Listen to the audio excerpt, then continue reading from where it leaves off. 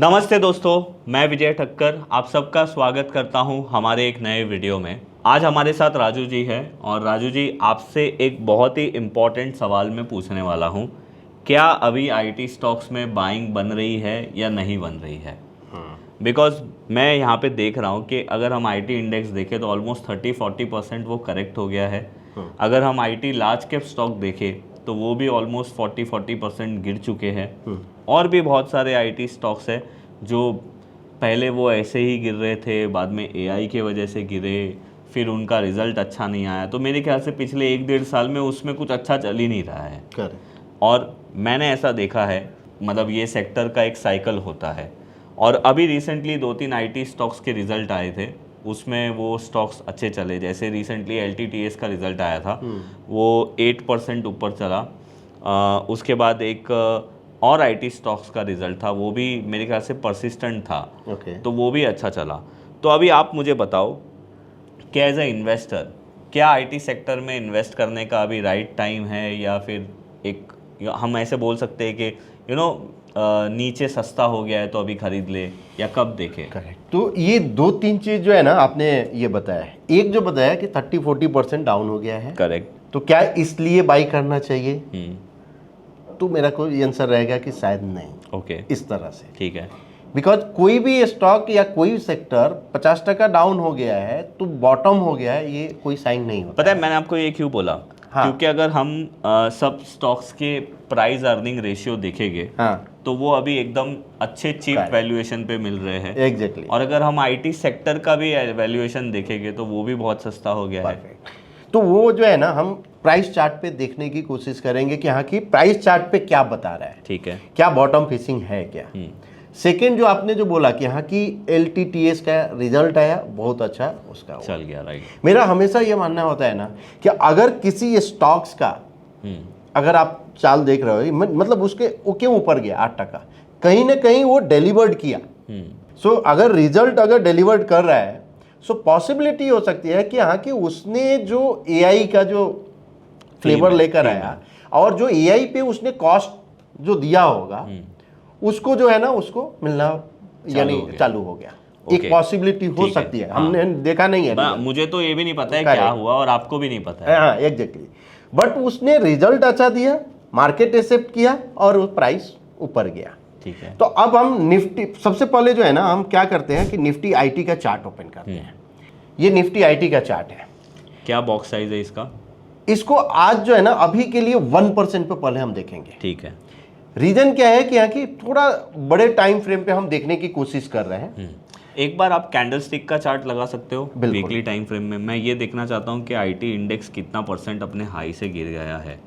ये Nifty IT weekly है। ठीक है। अगर आप ये देखो, इसका 46,000 का हाई है। करेक्ट। और करेंट जो लो अगर आप देखो तो 25,000, तो ऑलमोस्ट आधा हो गया। ठीक है।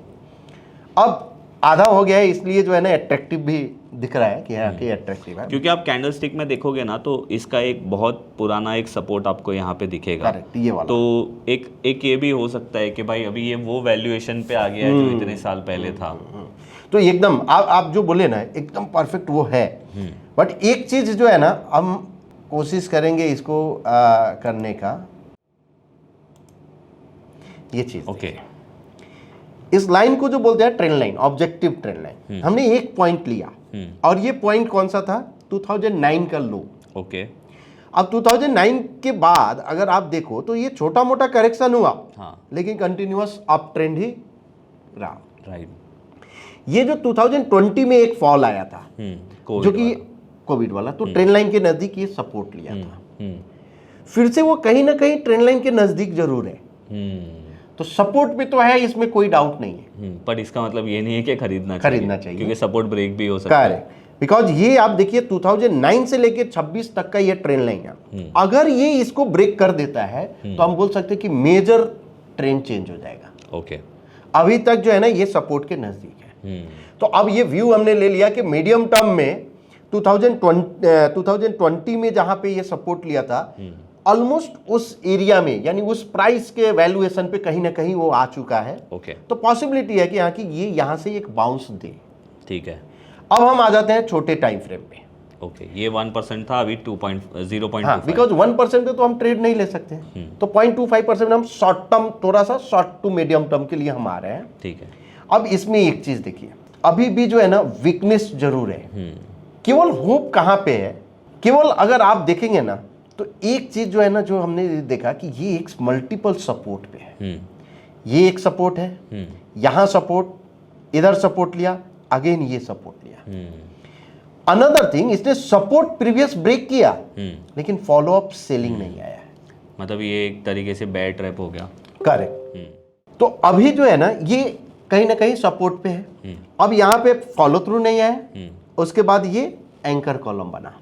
अब इंटरेस्टिंग चीज देखिए आप, लॉन्ग कॉलम ऑफ हो, हाँ, फॉलो थ्रू, फिर से लॉन्ग कॉलम ऑफ हो, सब बार उसका फॉलो थ्रू आ रहा था। लॉन्ग कॉलम ऑफ हो, फॉलो थ्रू, यहां पे अभी फॉलो थ्रू नहीं आया। लेकिन अगर इसको, अगर मुझे अगर कोई बोले कि किस लेवल के ऊपर जो है ना आप इसमें थोड़ा बुलिशनेस आप देखो, मतलब अब एग्रेसिव हो गए, सपोर्ट पे है नो डाउट, फ्रेश शॉट हम अवॉइड जरूर करेंगे। ओके, समझ गया। मतलब सपोर्ट पे है, इसका मतलब बाइंग नहीं हो सकता है, हाँ, शॉर्ट अवॉइड कर सकते हैं, शॉर्ट अवॉइड कर सकते हैं, करेक्ट। बट मेजॉरिटी जो इसमें मोमेंटम जो आएगा, ये जो ट्रेंड लाइन आपको जो दिख रहा है, अगर इसको इसने ब्रेक किया जो ऑलमोस्ट 30,000 के करीब का है, तो इसमें एक मूव स्टार्ट होगा। ओके। अब अगर करंट मूव, अगर मान लो कि मुझे शॉर्ट टर्म के लिए देखना है, तो आप देखिए वहां पे ही आ रहा है। ओके, ठीक है। सो कहीं ना कहीं ये जब ब्रेक किया था ना double top by, so double top by का जो लेवल था 27,992, सो 28,000 के ऊपर ये एक बुलिशनेस था, स्टॉप लॉस 27,400, मतलब 600 पॉइंट का इंडेक्स पे था, और उसके बाद ये 30,000 का टारगेट है। तो शॉर्ट टर्म के लिए इस तरह से, मीडियम टर्म में अभी भी होल्ड करना चाहिए।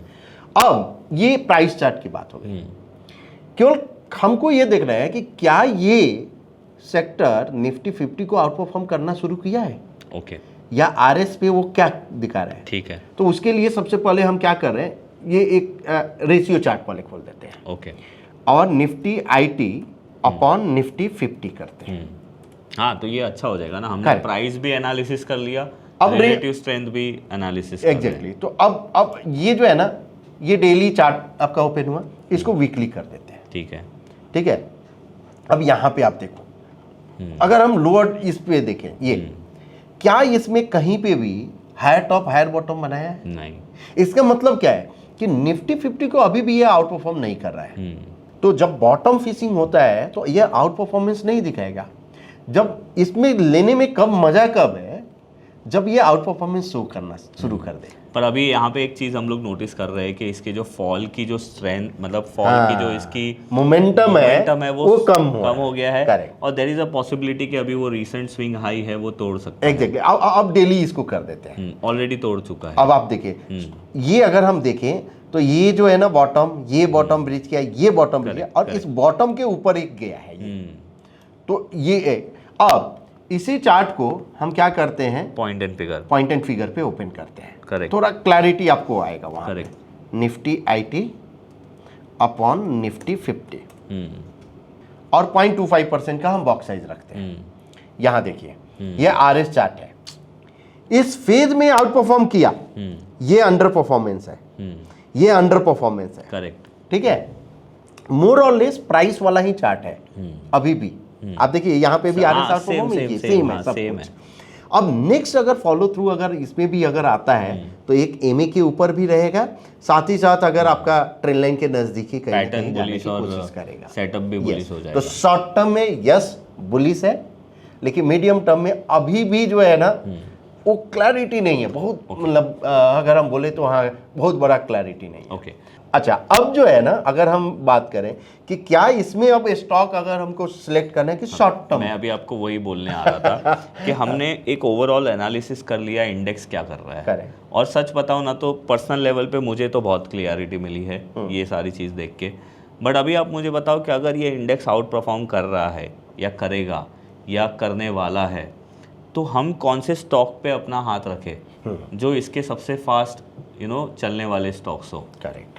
तो अब एक चीज़ आप देखिए, हमेशा हम लोग मार्केट क्या लगता है हमें ना, एक अल्टीमेट मैट्रिक्स की बात करते हैं। करेक्ट। करेक्ट। हाँ तो वो जो है ना ये सेम जो डिस्कस करते हैं वही इम्प्लीमेंट करेंगे अल्टीमेट मैटिक्स निफ्टी आईटी पे। ठीक है।